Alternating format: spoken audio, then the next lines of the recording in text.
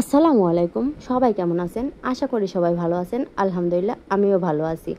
৩ দিন পরে ভিডিও নিয়ে চলে আসলাম আপনাদের মাঝে। তো আজকের ভিডিওতে থাকছে বগুড়া সাবগ্রাম হাট। এই হাটটা গ্রামের মধ্যে অবস্থিত। তো আমার হাজবেন্ড গরুর হাট দেখার জন্য, ছাগলের হাট দেখার জন্য চলে গেছিল সাবগ্রাম হাটে। যেহেতু আমাদের বাসা থেকে অনেকটা কাছেই, তার জন্য চলে গেছে। তো এই গরুগুলো কিন্তু উঠছে। তো গরুর নাকি আজকে হাটে চাহিদাটা খুবই কম।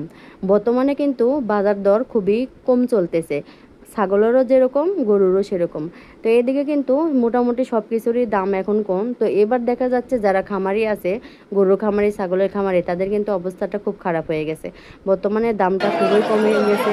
যারা খামারি তারা ঠকে যাচ্ছে, আর যারা কিনতেছে তারা ভালোভাবে কিনতে পারতেছে।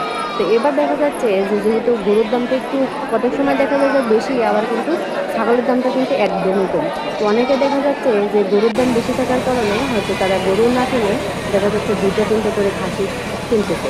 খাসি কিনে তাদের কোরবানিটা হয়ে যাচ্ছে। যেহেতু এবার একটা খাসির দাম যেই টাকা, মাত্র দেখা যায় যে 10-12 হাজার টাকা খাসির দাম চলতেছে। তো যে খাসিটা যাবে 20,000, সেই খাসিটার দাম হচ্ছে 10,000, 11,000। যে খাসির দাম যাবে হচ্ছে 30,000, সেটা মাত্র 15,000। এরকম অবস্থা চলতেছে হাতে। তো এই কারণে কিন্তু গরুর চাহিদাটাও মনে হয় মানুষের কমে গেছে, আর খাসির চাহিদাটা বাড়ছে, কারণ দামটা কিন্তু খুবই কম। তো গরুগুলো নাকি একদমই মানে বেচা কেনার কোনো ইয়েই হচ্ছে না, শুধু মানে তুলে রেখে দিচ্ছে, সেরকম মোটামুটি দাম দর কিছু নাই। মানুষ দেখতেছে চলে যাচ্ছে, সেরকম কোনো অবস্থানই নাই। তো আপনাদের এইদিকে সবার কিন্তু গরুর হাট কেমন সবাই বলে যাবেন। তো 3 দিন কিন্তু আমি কোনো ভিডিও আপলোড দিতে পারি নাই, কারণ অনেক ব্যস্ততার কারণে। আর আমার হাজবেন্ড যেহেতু বাসায় ছিল না, তো তার কারণে আরও আমি ভিডিও আপলোড করতে পারি না। দেখা যায় যে আমি যদি ব্যস্ত থাকি, তো আমার হাজবেন্ড যদি সকালে কি সন্ধ্যায় সময় পায়, তাহলে আমাকে ছোটো ছোটো স্কিপ করে ভিডিও বানিয়ে দেয়। তো সে না থাকার কারণে আমি কোনো ভিডিওই আপলোড করতে পারি না, ভিডিও বানাতেও পারি নাই।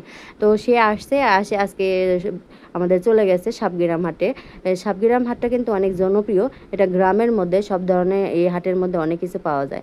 আর এটা কিন্তু মোটামুটি অনেকটা বড় হাটই। দেখেন অনেকগুলো গরু উঠছে, মানুষের সমাগমও কিন্তু অনেকটা বেশি।